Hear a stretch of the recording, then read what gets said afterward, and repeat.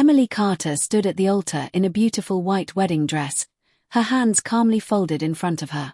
The church was filled with soft music, flowers, and smiling guests. Sunlight streamed through the tall stained glass windows, painting colorful patterns on the floor. Everyone was watching the bride and groom with happy faces, waiting for the ceremony to begin. Daniel Foster, her fiancé, stood beside her in a black suit, looking confident and proud.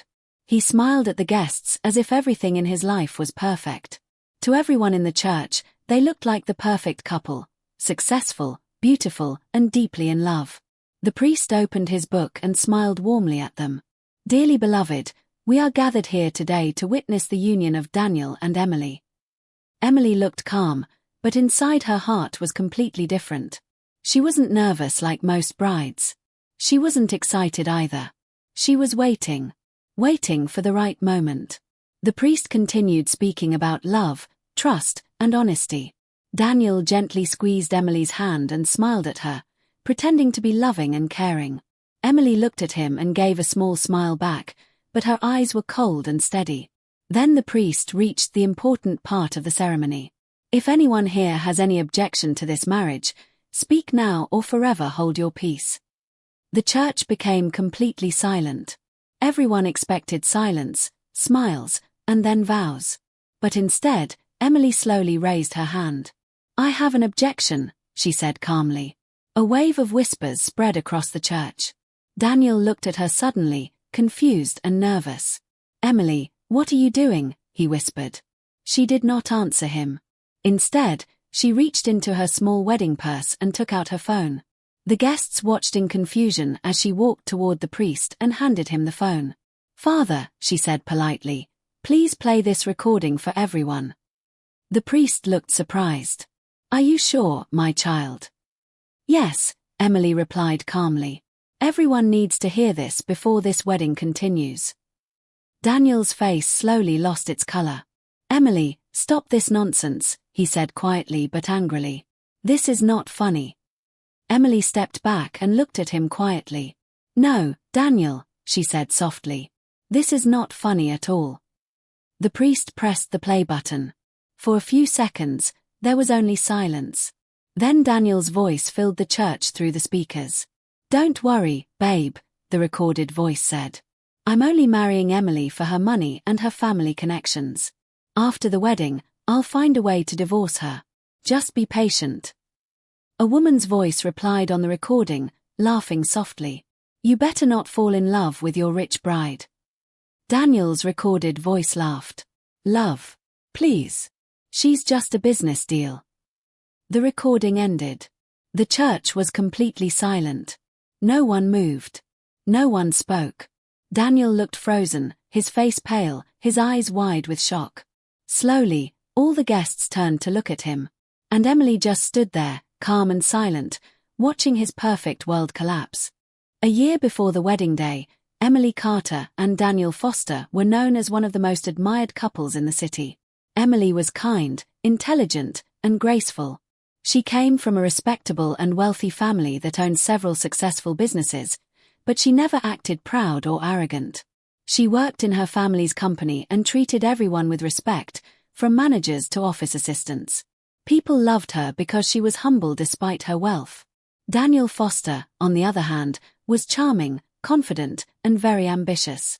He worked in finance and was known for his smart decisions and smooth talking. He knew how to impress people, how to smile at the right time, and how to make everyone feel important. Emily met Daniel at a business event, and he immediately showed interest in her. He brought her coffee at meetings, sent her thoughtful messages, and always spoke about his dreams and future plans. Emily slowly fell in love with him. He seemed hardworking, caring, and supportive. After 2 years of dating, Daniel proposed to her at a fancy restaurant in front of their friends. Emily was surprised and emotional, and of course, she said yes. Their families were happy, their friends were excited, and everyone said they were a perfect match. Wedding preparations started soon after the engagement. Emily was busy choosing dresses, flowers, decorations, and invitations. Daniel often said he was busy with work and meetings, so Emily handled most of the wedding planning. At first, she didn't mind. She trusted him completely. But after a few months, Emily started noticing small changes in Daniel's behavior. He began receiving many phone calls late at night. Whenever his phone rang, he would quickly leave the room to answer it. Sometimes he would go to the balcony, sometimes to another room, and he would speak in a very low voice. When Emily asked who it was, he would simply say, "Just work stuff, nothing important." He also started coming home late more often. He said he had meetings, business dinners, and client events. Sometimes he smelled like perfume that Emily did not use. When she asked about it, he laughed and said, "You're imagining things." Another thing that bothered Emily was that Daniel suddenly became very protective of his phone. He never left it on the table anymore. He always kept it in his pocket, even at home. If Emily picked it up to check the time, he would quickly take it back, smiling but nervous. Emily began to feel that something was wrong. She didn't have proof, only a strange feeling in her heart. She wanted to trust the man she was about to marry, but his behavior was slowly filling her mind with doubt. Still, she said nothing. But deep inside, Emily had already started paying attention to everything. One evening, about 3 months before the wedding, Emily came home earlier than usual. The house was quiet, and she thought Daniel was not home yet. She put her bag down and walked toward the living room, but then she heard his voice coming from the balcony. He was speaking softly on the phone. At first, she didn't want to listen, but then she heard something that made her stop. "I told you already, just wait until the wedding," Daniel said quietly. Emily froze near the hallway, her heart starting to beat faster. A woman's voice answered from the phone, though Emily could not hear every word clearly. Daniel spoke again, a little impatient this time. "I'm not marrying her for love. I'm marrying her because of her family and their business.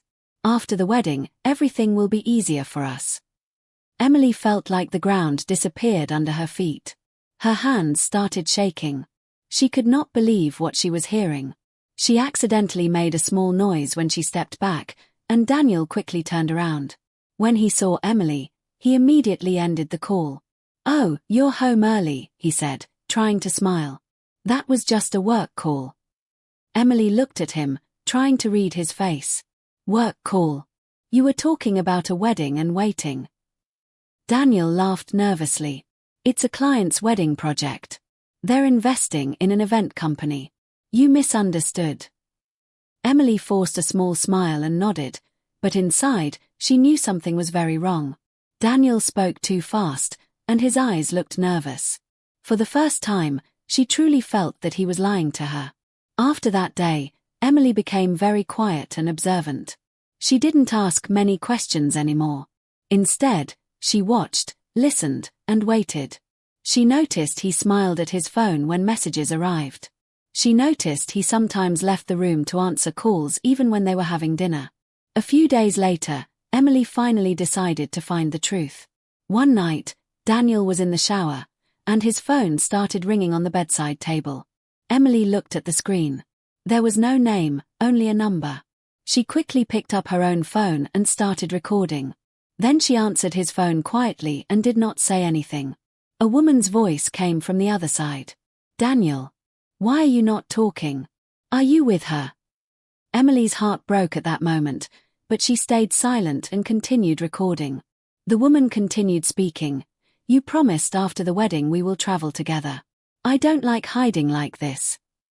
Emily ended the call and stood there silently, feeling her world collapse around her. Tears filled her eyes, but she did not cry loudly. She just stood there, holding the phone, listening to the recording again and again. That night, Emily did not confront Daniel. She did not scream or cry in front of him. Instead, she made a decision. If Daniel wanted to lie and use her for money and status, she would not stop the wedding. She would simply make sure the wedding became the day he would regret for the rest of his life. The priest pressed the play button, and Daniel's voice echoed through the silent church. "Don't worry, I'm only marrying Emily for her money and her family's business connections. After the wedding, I'll divorce her and we can be together." The guests gasped. Some people covered their mouths in shock, while others turned to look at Daniel with anger and disbelief. Emily's parents looked heartbroken and furious at the same time. Daniel's family looked embarrassed and ashamed. Daniel immediately stepped forward. "This is not what it sounds like." "Emily, please, let me explain," he said nervously, trying to take the phone from the priest. But Emily stepped back and looked at him calmly. "Explain what, Daniel?" "That you were planning to use me. That our relationship was just a business deal for you." Daniel looked around at the guests staring at him. His confident smile was gone, replaced with fear and embarrassment. "I made a mistake. I was confused. I didn't mean it," he said, his voice shaking. Emily shook her head slowly. "No, Daniel. A mistake is forgetting a birthday or coming home late. Planning to marry someone for money while loving someone else is not a mistake. It's a choice." The church was completely silent as everyone listened to her. "I loved you," Emily continued softly, "and I trusted you. But you didn't love me. You loved my money, my family name, and what I could give you. So today, I'm giving you something, the truth." She took off her engagement ring and placed it in his hand.